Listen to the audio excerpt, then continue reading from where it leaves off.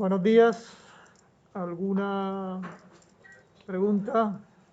¿Alguna cuestión de cosas pasadas? Bueno, pues vamos al lío. Y vamos a empezar la clase de hoy con el estudio, ya en alta frecuencia, de la configuración fuente común para el amplificador con transistor MOS de la izquierda y emisor común para el amplificador con transistor bipolar de la derecha. Vamos a hacer los dos a la vez, simultáneamente los dos a la vez. ¿Cuál va a ser el objetivo? Pues el objetivo va a ser analizar en alta frecuencia estos dos circuitos de forma exacta o semi-exacta y aproximada, pues para ver simplemente justo la respuesta que tenemos a alta frecuencia.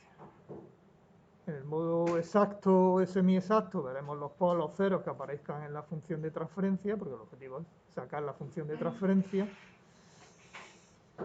Y de forma aproximada la función de transferencia pues la aproximaremos pues por una ganancia a frecuencia intermedia dividido por 1 más S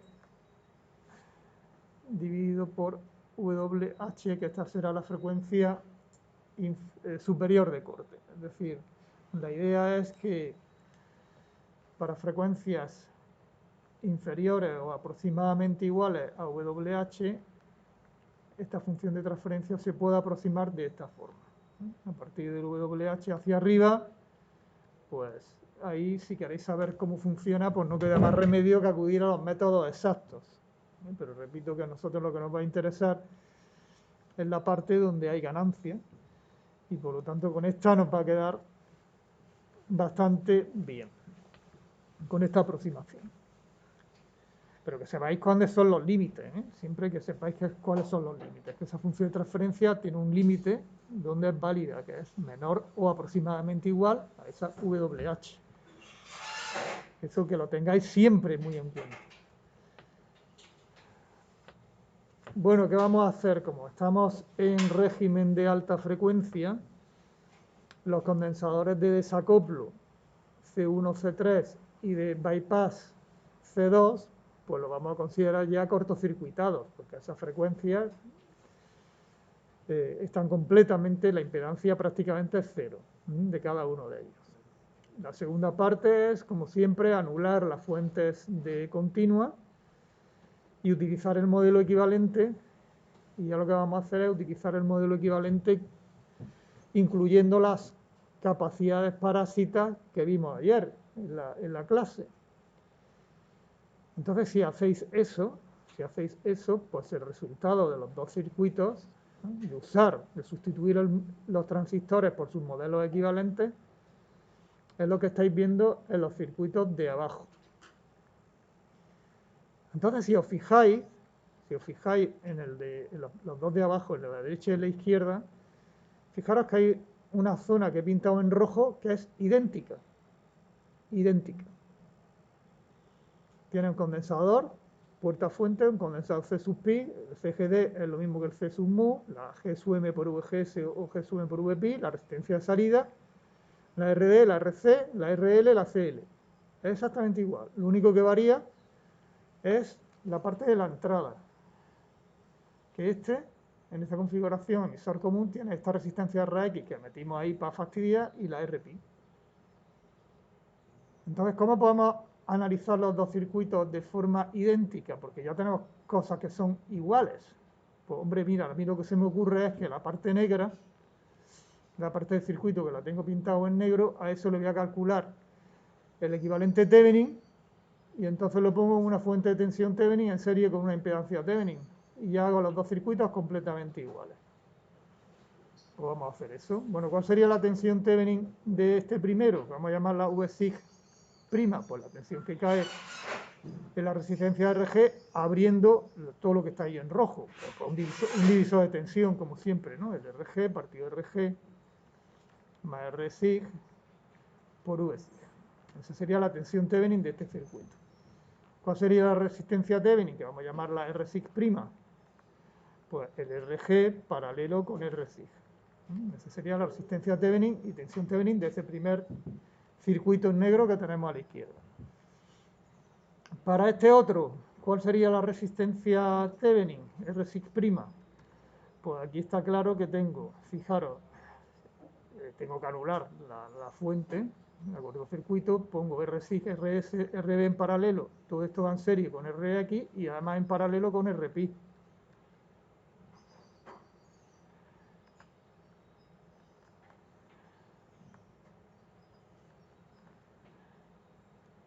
Esa sería la R sig prima, la resistencia Thevenin que se ve de este circuito. Bien, ahora lo único que me queda es ver la tensión Thevenin que veo en este circuito, es decir, la tensión que se mediría en estos dos puntos negros abriendo la parte roja. Eso lo vamos a hacer en la siguiente transparencia, para que se vea un poquito más claro. ¿Cómo calculáis ahí la V sig prima en función de la V sig? Mira, un truquillo que ya lo hemos empleado varias veces es hacerlo por partes, hacer uso de tensiones intermedias, como por ejemplo, puede ser aquí en este caso la VP. Y entonces ponerlo como V sig prima en función de VP y después VP en función de V sig prima. ¿Por qué? Porque ¿qué relación existe entre V sig prima y VP? ¿Qué tenéis aquí?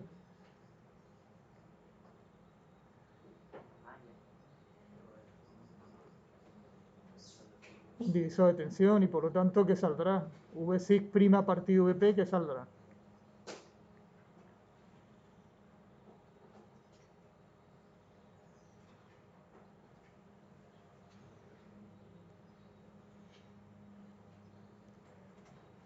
Venga, decídmelo. V sig prima en función de VP, divisor de tensión, R3 y R4, la resistencia, venga, R4 partido R3 más R4. pues eso es lo que quiero que me digáis. Eso, vale. ¿Y ahora cómo represento yo, o cómo calculo yo VP entre V sig?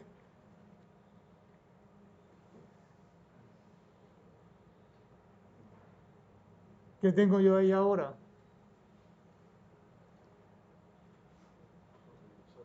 Otro divisor de tensión, ¿me podéis decir cuál sería la expresión? Bueno, eso es lo que quería que me dijerais para deciros, pues no. Porque vosotros me habéis cogido el divisor de tensión y me quita la R3 y la R4. ¿Por qué me quitáis la R3 y la R4? Porque yo la tensión VP es la que hay ahí en ese circuito, donde está R2, R3 y R4. El circuito que tenéis que ver, el divisor de tensión que tenéis que ver es este. Me habéis quitado R3 y R4. Tú me lo has dicho, pero lo ha empezado todo el mundo. Vaya a creerte tú que los demás que están ahí callados van a... No. Que todos han pensado lo mismo que tú. Todos han quitado R3 y R4. Realmente no hay que quitarlo. Es que tiene esto. Tiene un divisor de tensión, pero está R3 y R4 en paralelo con R2. Por lo tanto, realmente la expresión que tenéis que utilizar es esta. ¿De acuerdo? Bien, pues entonces ya lo tenéis, ¿no? Ya tenéis la relación, ya podéis calcular la V sig prima en función de V sig, ¿no? Que sería la tensión Thevenin de ese segundo circuito. Son truquillos, truquillos que me gusta enseñaroslos para que, primero, esto agiliza mucho un estudio, porque esto, vosotros, de partida, ¿qué habríais hecho? 2 mallas. Me coges 2 mallas y, bueno, no te equivocas, porque si lo haces de esta manera, a primeras te vas a equivocar, pero bueno, a la segunda ya no te vas a equivocar, porque ya lo sabéis. Espero que ya lo sepáis. Pero es que esto es mucho más fácil que hacer 2 mallas. Aunque tengáis aquí este paralelo. Es mucho más sencillo que hacer 2 mallas, plantear un sistema de 2 ecuaciones y 2 incógnitas. Estos son pequeños trucos que agilizan el análisis de un circuito. Bien, pues ya lo tenemos.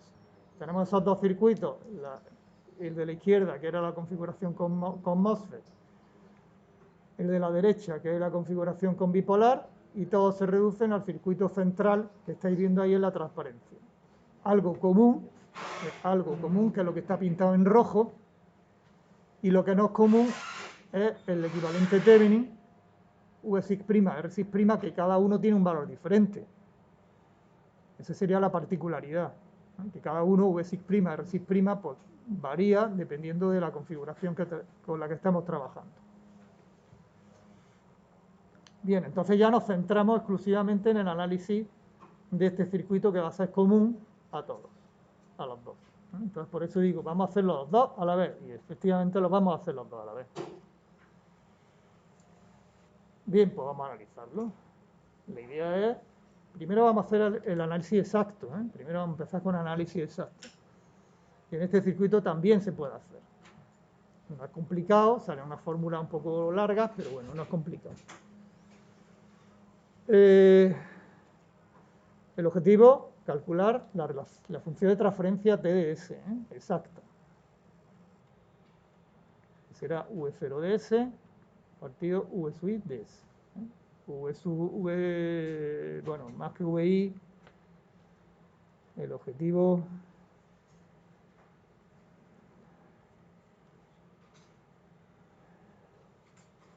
en este circuito será V6' de S.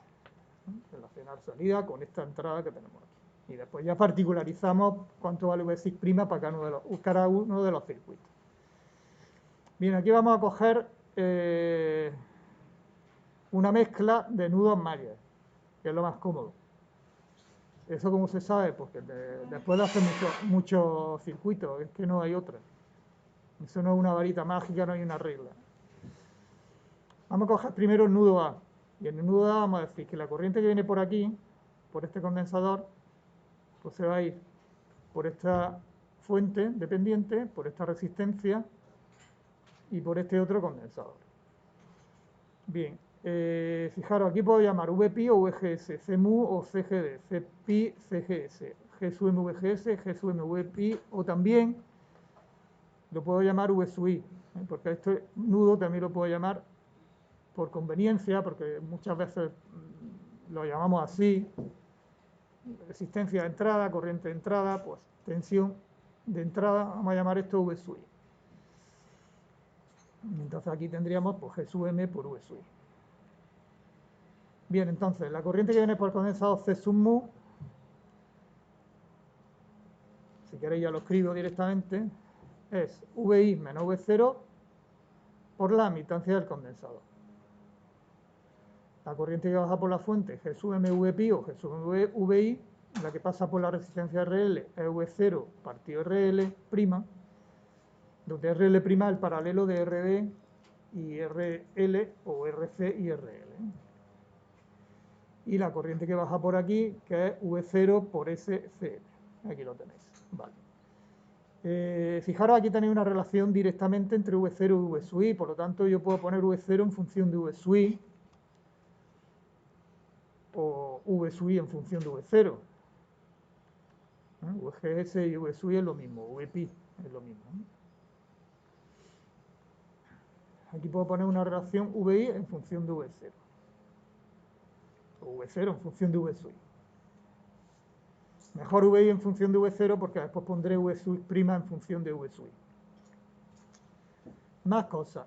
Vamos a analizar ahora el nudo B.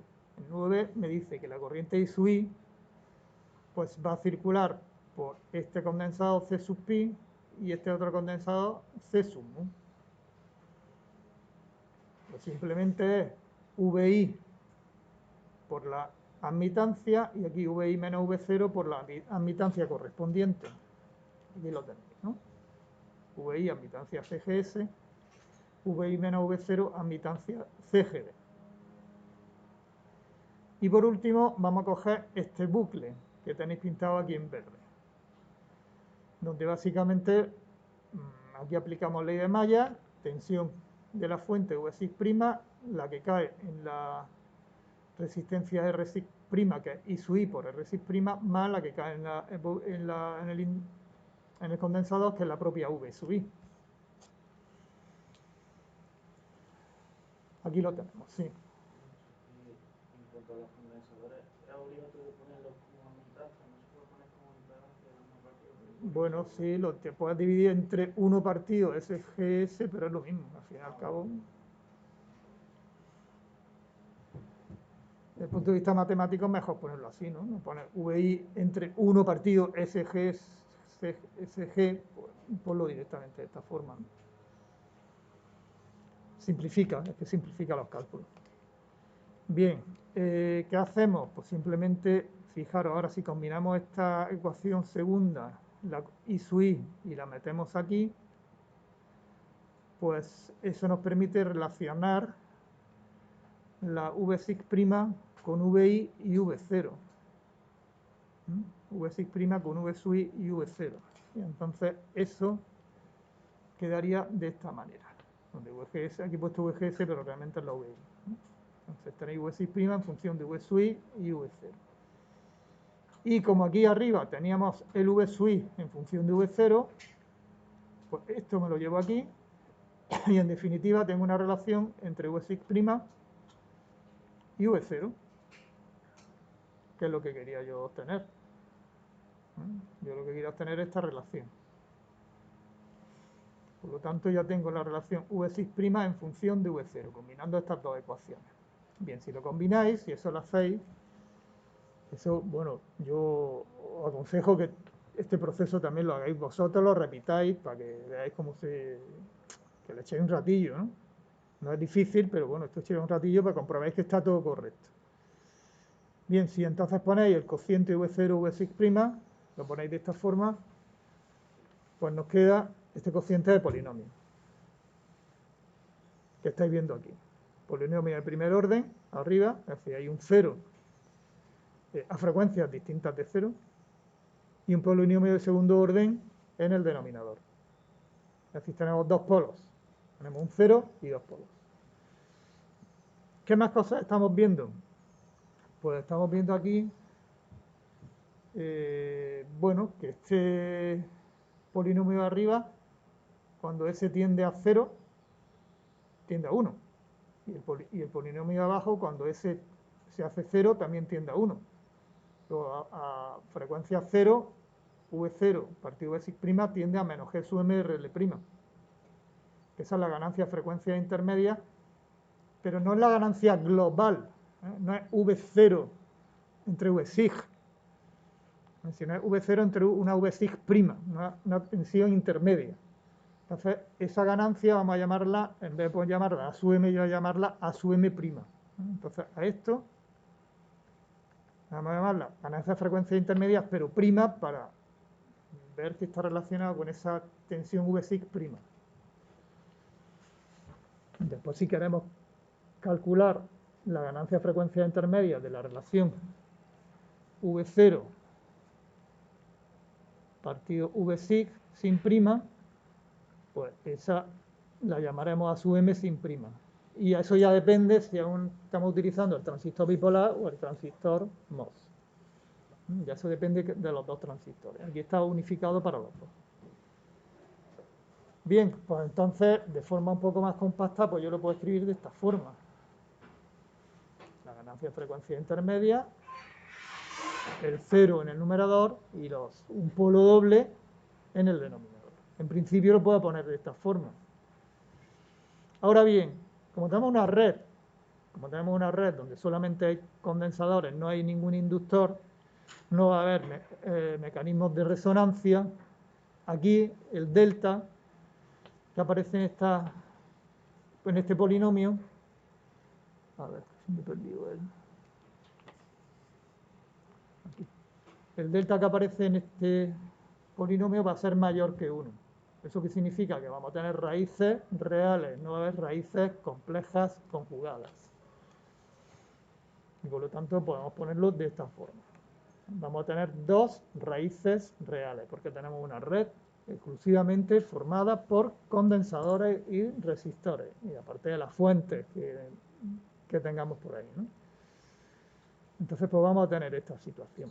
Y fijaros una cosa, que el 0 que nos ha salido, WZ, no es ni más ni menos que G sub M partido CGD, o G sub M partido C sub mu.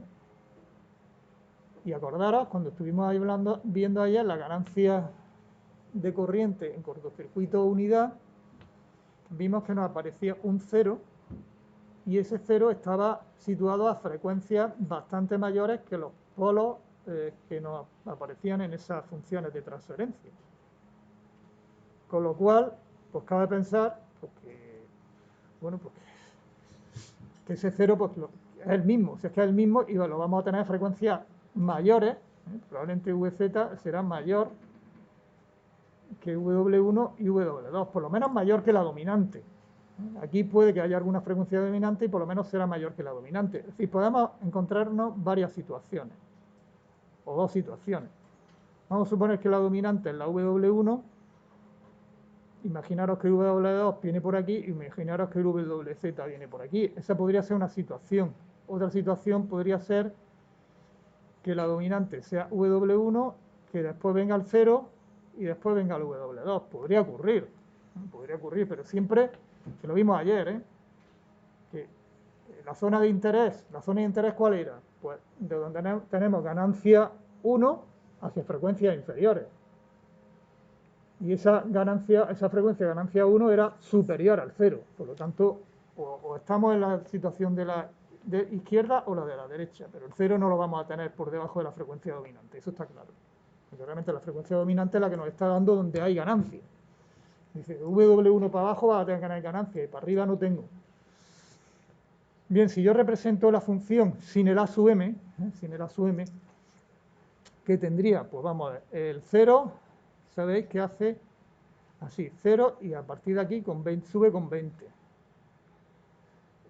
Los polos, pues 0 y bajan con 20. Aquí voy a pintarlo lo mismo, ¿no? El 0, el polo y aquí el 0. Y ahora voy a sumar, lo pongo todo el mismo color. O con este mismo. Sumo. 0 más 0 más 0, 0. Fijaros, aquí empieza a bajar con 20 decibelios décadas. Aquí baja con 40 y cuando llega aquí es que aquí me queda corto. Este volvería a tener 20. Si queréis lo pongo, vamos a darle la sub m. Lo subimos con la sub m. Esto aquí baja con 20, aquí baja con 40 y aquí volvería a cambiar de pendiente.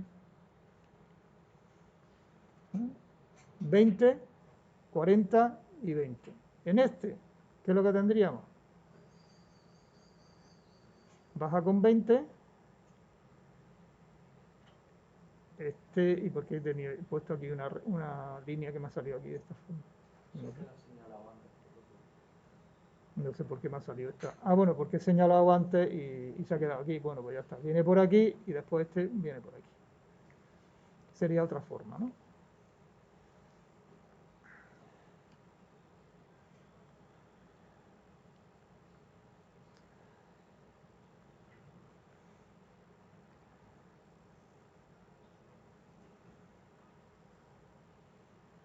...20, 0 y 20. Serían las dos posibilidades que tenemos. ¿De acuerdo? En cualquier caso, si para frecuencias menores o aproximadamente iguales a esa dominante, la función de transferencia, pues yo la podría aproximar por A sub m', 1 más S partido W1.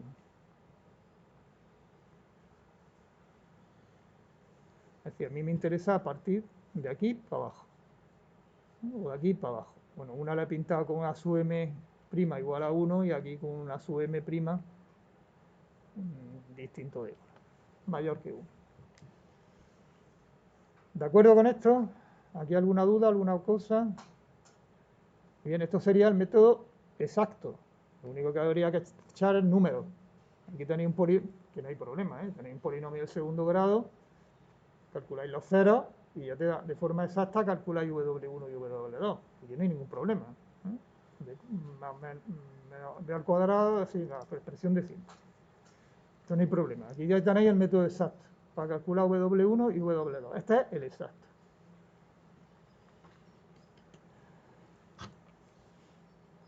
Aunque os estoy diciendo también una posible aproximación, ¿no? Pero este es el método exacto, justamente este. Vamos a ir a un método semi-exacto.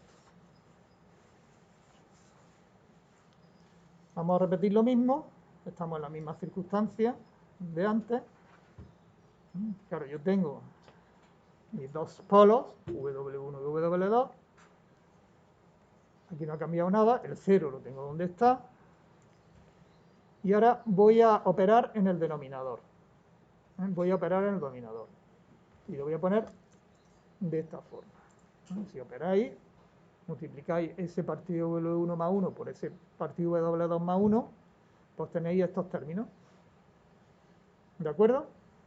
Bien, vamos a suponer que hay una frecuencia dominante. Y esa frecuencia es la W1, por pequeña, domina por pequeña. Mucho más pequeña que W2. En ese caso, ¿qué podría hacer? Hombre, si W2 es mucho mayor que W1, fijaros que este término lo puedo despreciar. Y si yo lo puedo despreciar, yo puedo aproximar el denominador por esa función. El numerador, ¿sí? ¿Por qué se desprecia ese y no el...? Ah, vale, ya. Pues la inversa, ¿eh? Nada, nada, sí, sí. Fijaros, el numerador es el de arriba. Y el denominador el de abajo. Fijaros, abajo tengo un polinomio de orden 2. En el denominador, tengo un polinomio de orden 2. Si son iguales, tendrán que ser iguales sus coeficientes. ¿Puedo calcular yo W1? Pues simplemente igualándolo a la inversa del coeficiente de primer grado.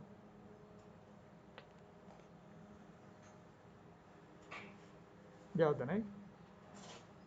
¿Cómo calculo W2? Pues igualando 1 partido W1, W2 al término de segundo grado y despejo, como ya conozco W1, despejo W2. Ya lo tenéis.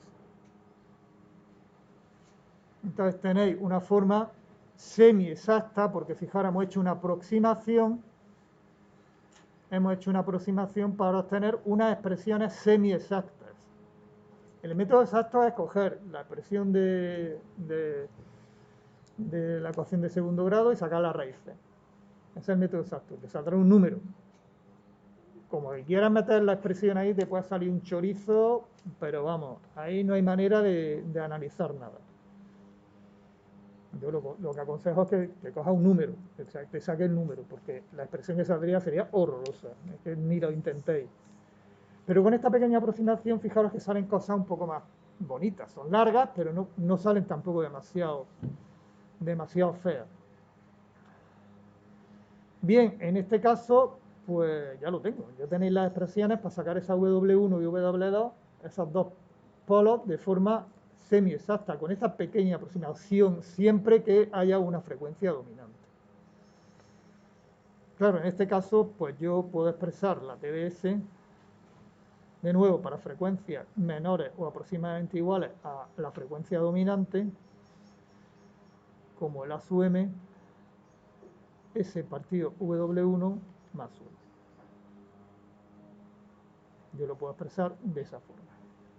Por supuesto, estoy suponiendo también que WZ es mucho mayor que W1, pero bueno, es que ya lo vimos ayer, lo justificamos ayer con esta WZ que va a ser mayor que la frecuencia dominante.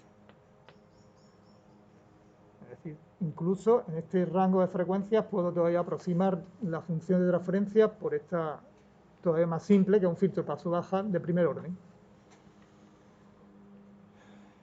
Y donde ya conozco el valor de W1 y la expresión. ¿Qué repercusiones tiene esto? Bueno, fijaros, aquí la he incluido, la función de transferencia, le he incluido el 0. Bueno, vamos a ponerlo. Tampoco molesta, ¿eh? Tampoco molesta. Y repito que si trabajamos a frecuencias del orden de WH, pues este término lo podríamos despreciar, ¿eh? Tampoco molesta. Vamos a fijarnos entonces en el valor de esta frecuencia dominante. Ya hemos dicho que toma este valor, ¿no? Vamos a suponer caso. Vamos a suponer que Rx' es mayor que RL'. ¿Qué ocurre? Bueno, vamos a observar cosas. Primero, la CGD o la CMU vimos que era del orden de la décima parte CGS. o la CPI, ¿no? Transistor bipolar o el MOS es lo mismo en las dos. Esa capacidad es pequeña. Pero fijaros, esa capacidad está multiplicada por la ganancia del amplificador. Luego, algo pequeño por algo grande se puede convertir en algo grande, algo dominante. Entonces, realmente, aquí tenemos un efecto multiplicativo y estamos haciendo que la capacidad, que es la más pequeña, al final es la que va a tener más importancia, porque la estamos multiplicando por la ganancia del propio amplificador. ¿Eso qué significa? Pues que en estas circunstancias, si R6' es grande comparado con RL y encima domina este término, pues la WH la podré aproximar pues, de esta forma. El CGD, el 1 también lo desprecio, GCD, G sub M RL' por R6'. Y además, fijaros una cosa curiosa, que esta es la ganancia, ¿no? A frecuencia intermedia. Si yo lo paso al primer término, pues tengo una cosa muy curiosa, que es que el producto ganancia por ancho de banda es constante. Depende de algo, un parámetro interno del transistor y de la R6'. Es decir, en cierta manera, podría yo controlar ese producto ganancia ancho de banda con el valor de esa resistencia que tengo yo a la entrada de mi circuito, ¿no? Es una manera de controlar este parámetro. Lo que sí está claro es que si yo quiero aumentar la ganancia, voy a disminuir el ancho de banda. Eso es lo que me está diciendo esa ecuación. Así que las dos cosas a la vez no las voy a aumentar. O aumento una, pero en detrimento de la otra. Si quiero más ganancia, al final voy a tener menos ancho de banda.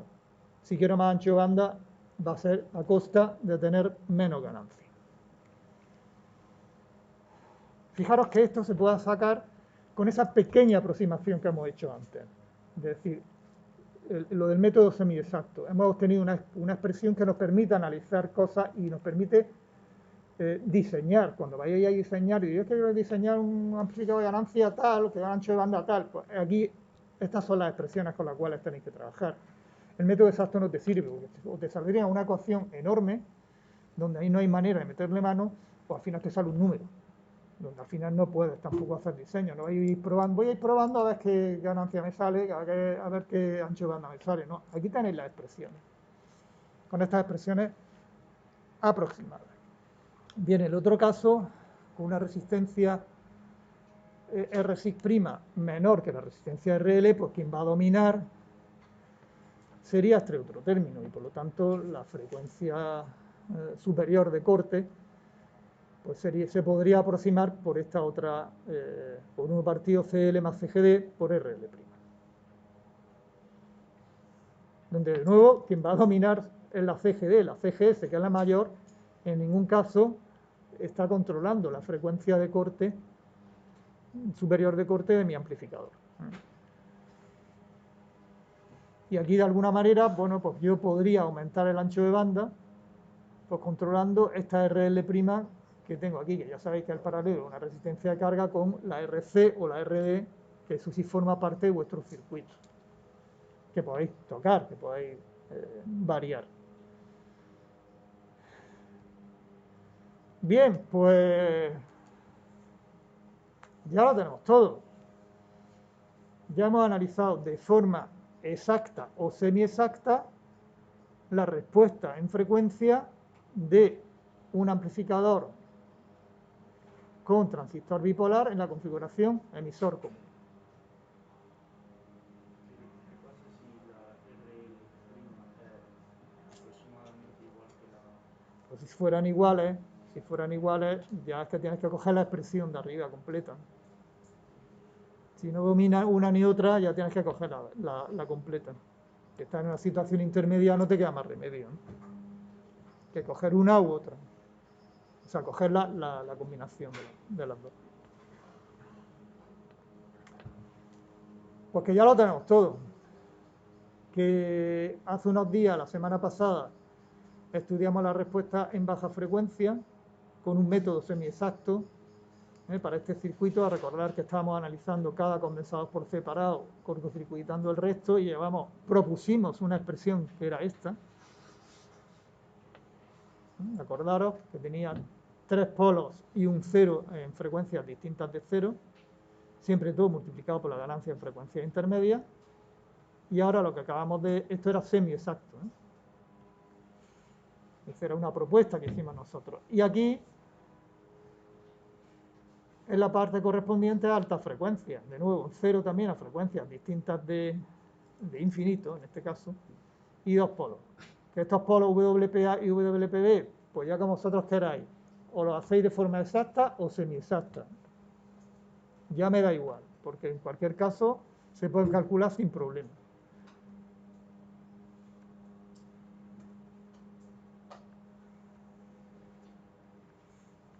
Ya dependiendo cómo sacáis el WPA y WPB, si con la ecuación de segundo grado, despejando las raíces, o con la pequeña aproximación que hemos hecho, pues podéis encontraros con semi-exacta o exacta. Y esta sí es semi-exacta. Entonces estos son el método semi-exacto que hemos encontrado para obtener la función de transferencia global. ¿Qué nos va a salir? Pues va a salir, está claro, algo plano y después unas caídas por aquí y otras caídas por aquí, pues que depende ya de los polos y los ceros como estén situados, ¿no? Esto ya es objeto precisamente de la práctica vuestra, que tenéis que hacer la práctica 3. Pues justamente dibujar este diagrama de Bode, ver cómo caen a alta y baja frecuencia esa función de transferencia. En un ejercicio, ¿elegiríamos nosotros cómo aproximarlo o se nos diría específicamente, use el método exacto? Pues depende del ejercicio. Depende del ejercicio, porque hay algunos ejercicios de la relación que incluso te lo pido que lo calcules de las dos formas. Al principio te insisto en que lo calcules de las dos formas para que aprendas. Yo lo que quiero es que me lo hagáis de las dos formas. Estos circuitos, estos que estamos viendo aquí en estas 2 semanas, sí tenéis que saberlo analizar de forma exacta y semi-exacta, para saber cuáles son las ventajas y los inconvenientes. A partir de lo que veamos ya después de Semana Santa, siempre será semi-exacto, aproximado, siempre. ¿Por qué? Porque los circuitos van a ser mucho más complejos y no hay forma de meterle mano de forma exacta, no hay forma. Entonces dice, mira, olvídate de esto, porque es que el método aproximado es muchísimo más rápido. ¿De acuerdo? Bien, fijaros aquí también una cosa, aquí aparece ya la A sub m, fijaros que aquí aparece ya la A sub m, no la A sub m prima, porque esta era la A sub m prima que habíamos dicho antes, y aquí ya sí hemos puesto o hecho uso de la relación VSIC prima, donde aquí solamente se ha utilizado Rx igual a 0, no aparece Rx, lo he hecho 0. Es decir, ¿dónde está el Rx? No, que aquí lo he hecho 0, para no complicar la cosa. No complicar la cosa, el Rx lo he hecho 0. ¿Por qué? Porque en baja frecuencia no había metido el Rx. Pues entonces, para no mezclar, para no liarnos, lo advierto, que Rx lo hago 0. Porque no me va a salir una ganancia a frecuencia intermedia de una manera a baja frecuencia y otra alta, pues si no ya nos liamos. Vamos a poner un criterio, Rx 0, en los dos casos. Esto es lo que ocurre cuando teníais la resistencia RE, el circuito autopolarizado. Si polarizabais con una fuente de corriente, recordar que no nos salía el cero a frecuencias distintas de cero y teníamos esta función también semi-exacta a baja frecuencia. Y esta es la parte de alta frecuencia. Y como siempre la sub m, que es la misma expresión que tenía en la transparencia anterior. ¿De acuerdo? El que vaya a montar en la práctica es el de este. Es este. En la práctica te lo pido todo, te digo, propon una función de transferencia semi-exacta, aproximada, tenéis que hacerlo todo. En la práctica tenéis que hacer todo, de los dos tipos de análisis. Trabajar sobre este circuito, en definitiva. Y dibujar el bode, la función de transferencia completa. Bien, pues se han acabado ya los métodos exactos y vamos a empezar ahora a hablar de métodos aproximados. Métodos aproximados. Y vamos a empezar con el teorema de Miller. Teorema de Miller. Nos dice lo siguiente. el circuito de la izquierda, donde tenéis pues, un sistema con una entrada y una salida. A la entrada tenemos una diferencia potencial V1, circula la corriente I1 por el terminal de entrada, el de salida circula la corriente I2, cae una diferencia potencial entre este punto y masa V2, y existe un elemento, una impedancia que conecta el terminal 2 con el terminal 1. Esa impedancia es Z. Y se conoce la relación que existe entre V2 y V1, que es K. V2 es igual a K por V1. Entonces, si se conoce ese sistema. Bien, pues el teorema de Miller lo que dice es que este circuito es completamente equivalente al que tenéis dibujado en la derecha, donde la parte que está en negro es lo mismo, el sistema ese no varía, lo que tenéis en negro no varía, y lo único que varía es que en vez de tener esa conexión entre los dos terminales de entrada y salida, ahora tenéis una impedancia Z1 a la entrada de valor Z entre 1 menos K, que K es este, y otra impedancia en el terminal 2 de valor, la impedancia Z, dividido por 1 menos 1 partido por K. Eso es lo que nos dice el teorema. Vamos a demostrarlo. Pues vamos a ver. ¿Cuánto vale I1? La corriente que circula por Z. Pues, si esto es V1 y esto es V2, pues será V1 menos V2 partido por Z. ¿Cuánto vale menos I2? Fijaros, I2 va en este sentido, menos I2 va en sentido contrario, es lo mismo. Pues V1 menos V2 partido por Z. Es decir, I1 y menos I2 es lo mismo. Bien, aquí arriba voy a sustituir V2 por KV1. Si hago esto, quedaría V1, 1 menos Z, pero 1 menos K,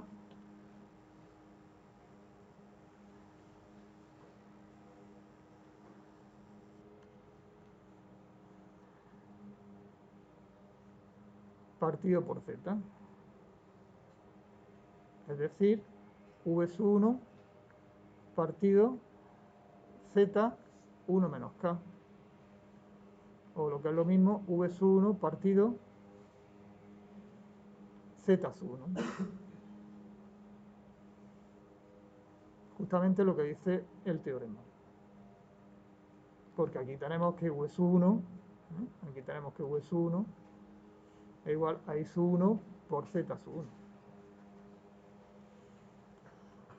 Nos vamos al terminal, a la salida, menos I2. Ahora pongo V1 como 1 partido por K, V2. Es decir, yo saco V2, factor común de 1 partido por K, menos 1 partido por Z. Y esto lo puedo poner yo como menos V2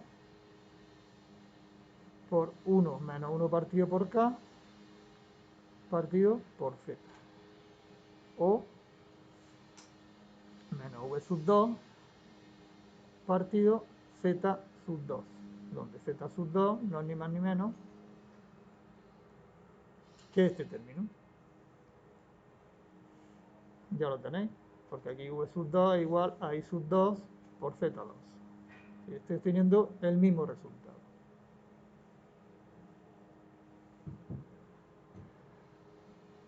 Vale, pues, ¿y esto para qué sirve? Pues ahora lo veremos. Casos prácticos del teorema de Miller.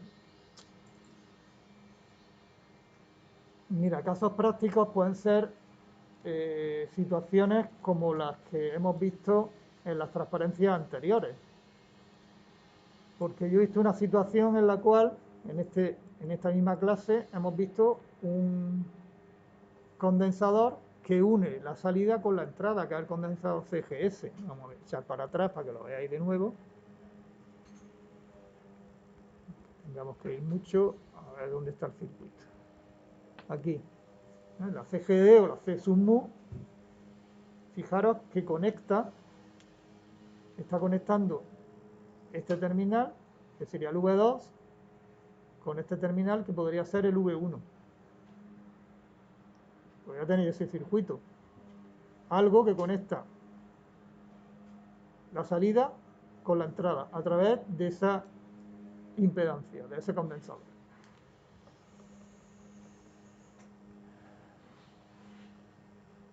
En ese ejemplo que hemos visto,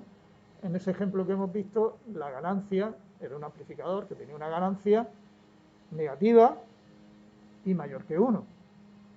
Es lo normal, si vamos a trabajar pues, con amplificadores con ganancias mayor que 1, y estamos viendo pues, que lo normal es emplear esta configuración, la emisor común, que te produce una inversión. Pues, bueno, pues vamos a situarnos en esos casos, ¿no? K menor que 0, pero mucho mayor que 1 en valor absoluto. Bien, si esa impedancia fuera una resistencia, ¿cuánto valdría Z1 y Z2?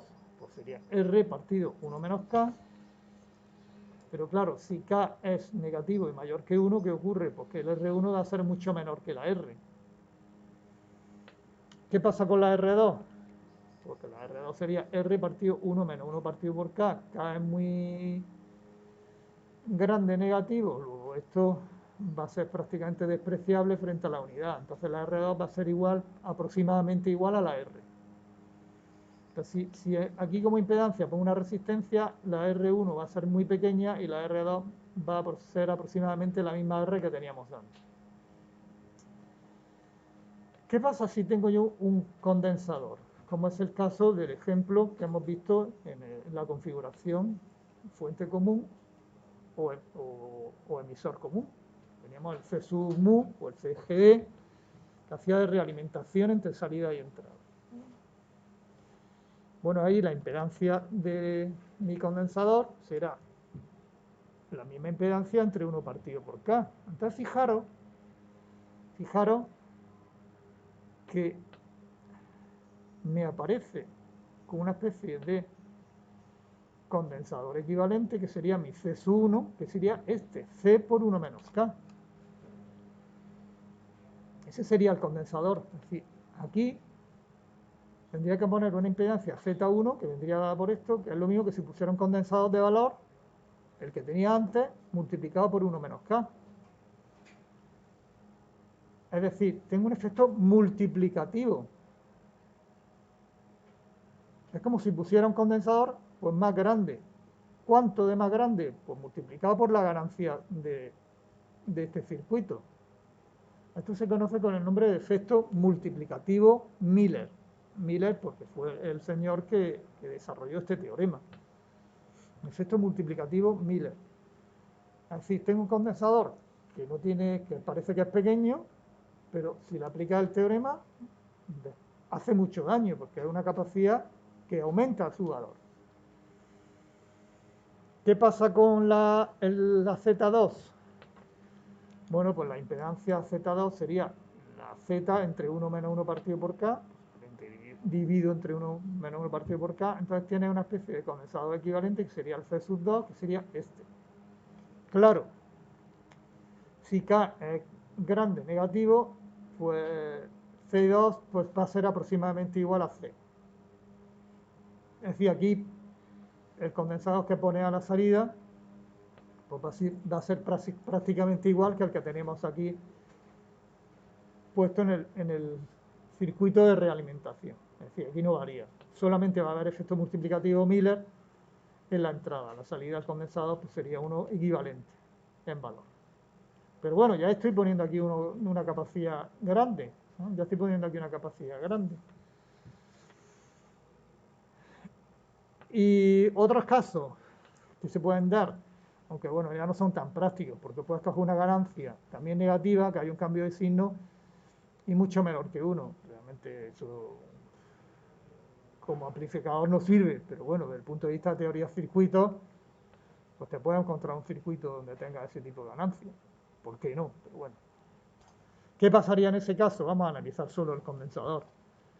En este caso, fijaros que el C sub 1, si K es mucho menor que 1 negativo, pues prácticamente aquí puedes despreciar la K, y aquí el condensador C sub 1 pues sería aproximadamente igual al C.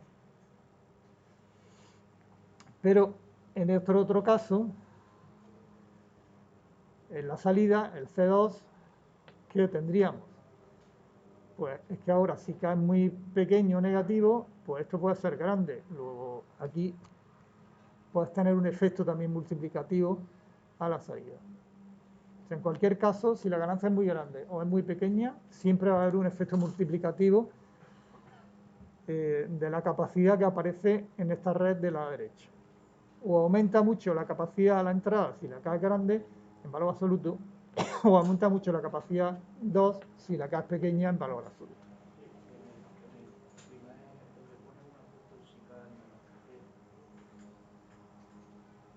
100. ¿Dónde, perdona? Donde pone uno justo arriba, justo arriba. Sí. Si K es menor que 100, Sí. y Sí. abajo también si K es menor que 100, entonces.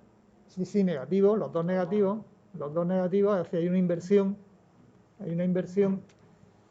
y la diferencia entre uno, el de arriba y el de abajo, es que o la ganancia es muy grande o la ganancia es muy pequeña. Que repito, el caso 1 es el que se aplicamos en un amplificador, el caso 2, pues en un amplificador no tiene sentido, pero bueno, te puedes encontrar un circuito de pasivo donde ocurriría lo mismo, habría un efecto multiplicativo en cualquier caso, ¿no?, del condensador. La resistencia no pasa, no se ve afectada porque ocurriría al revés. La R1 sería aproximadamente igual a R y la R da mucho menor que la R. Si hay resistencia no hay efecto multiplicativo. Como muchos son iguales, pero si hay condensadores siempre hay uno que va a ser mucho mayor que el que teníamos de alimentación. ¿De acuerdo? Bueno, pues la siguiente clase lo que vamos a hacer ahora es aplicar, bueno, me queda otro método también aproximado, que es el método de las constantes de tiempo en circuito abierto, que es el que enunciaremos en la siguiente parte de la clase y ya haremos uso de estos métodos aproximados, el teorema de Miller y los métodos de las constantes de tiempo en circuito abierto para analizar estos circuitos que hemos visto de forma exacta en esta primera hora. ¿Alguna pregunta? ¿Alguna cosa? Pues nos vemos luego.